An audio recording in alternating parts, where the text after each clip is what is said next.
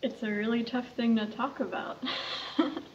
um, I identify as a queer survivor, and I identify on the trans spectrum.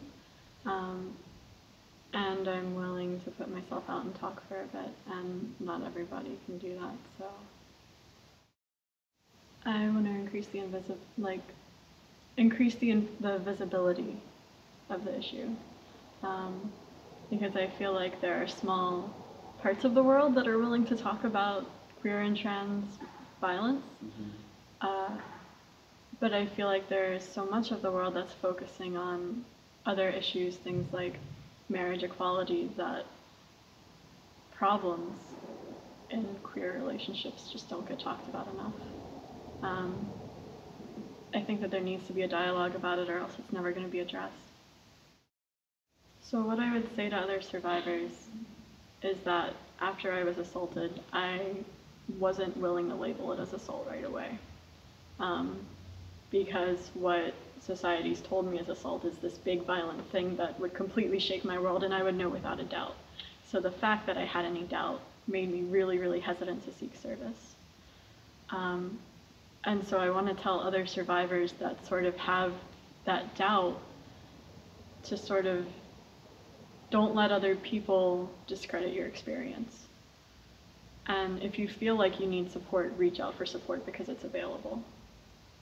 And it can be a huge help. It can be really scary, but it can be so, so helpful.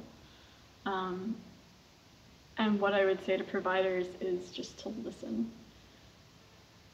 Because one person's telling of an assault or one person's telling of abuse isn't going to sound like everyone else's. You might have a very set expectation of what you think a survivor looks like or talks like, but put that aside and look at what's in front of you and address what's in front of you. I want a world where everybody and every voice is heard and respected. I want a world where everybody has agency and can fend for themselves, but doesn't have to. I don't know. That's weird.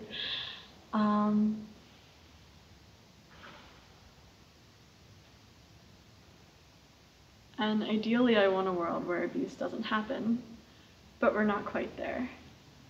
So what I want is for every survivor, regardless of their gender, regardless of their orientation, to be able to access the support that they need and feel safe doing so.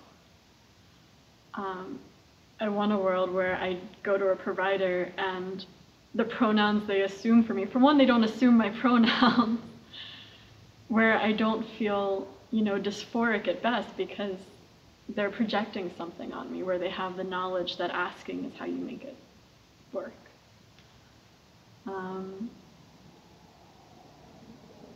I want my experience to be appreciated and valued for what it is, and for everyone else's individual experience to be appreciated too.